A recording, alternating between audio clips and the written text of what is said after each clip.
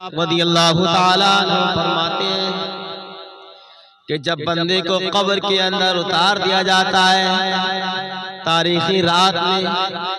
قبر میں لٹال دیا جاتا ہے اور فرشتے آتے ہیں عذاب دینے کے لیے، اس بندے کو عذاب دینا چاہتے ہیں، اتنے میں نماز آ جاتی ہے اور کہتی ہے کہ اسے عذاب نہ دو، کیونکہ یہ وہ بندہ ہے جو دنیا میں رہ کر اپنے پاؤں پر چل کر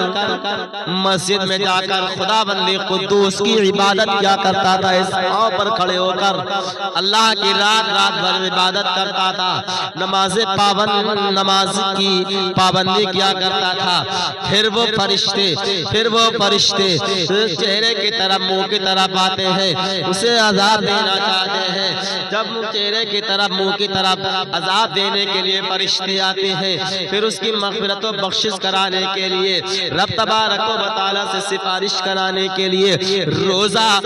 آ جاتا ہے اور کہتا ہے کہ اے فرشتوں، اسے منہ سے عذاب مت دو، کیونکہ یہ وہ بندہ ہے جو رات میں اللہ کی عبادت کیا کرتا تھا، دن میں روزے سے رہا کرتا تھا، بھوک اور پیاس کی شدت کو برداشت کرتا تھا، رب تبارک و تعالیٰ کی رضا کے لیے، رب تبارک و تعالیٰ کی خوشنودی کے لیے اس نے اپنے آپ کو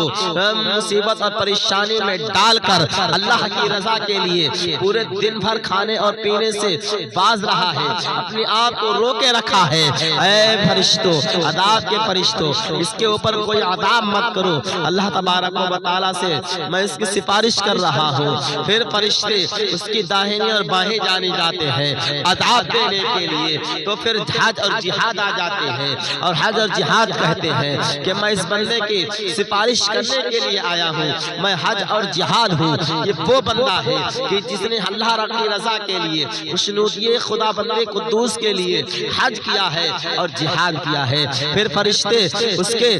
چہرے کی طرف آتے ہیں، پھر فرشتے اس کے ہاتھوں کی طرف آتے ہیں اور اسے عذاب دینا چاہتے ہیں۔ جب ہاتھوں کی طرف آتے ہیں تو رب تبارک و تعالیٰ کے فرشتے اسے عذاب دینا چاہتے ہیں، تو اتنے میں کیا دیکھتے ہیں کہ صدقات خیرات آ جاتے ہیں اور وہ کہتے ہیں کہ میں اس بندے کی مغفرت و بخشش کرانے کے لیے آیا ہوں، اس کی سفارش کرانے کے لیے آیا ہوں، میں زکوٰۃ اور خیرات ہوں کہ یہ وہ بندہ ہے جس نے دنیا میں رہ کر خدا بندے قدوس وحدہ لا شریک کے لیے، خدا بندے قدوس کی رضا کے لیے، اللہ تبارک و تعالیٰ کی خوشنودی کے لیے صدقات کیے ہیں، خیرات کیے ہیں۔ اللہ رب العزت بندے کی سفارش کو، بندے کی سفارش کے حق میں روزے، نماز اور تمام صدقات و خیرات کو اپنی بارگاہ میں قبول فرما لیتا ہے۔ اللہ رب العزت فرشتوں سے کہتا ہے اے فرشتوں، یہ میرا بندہ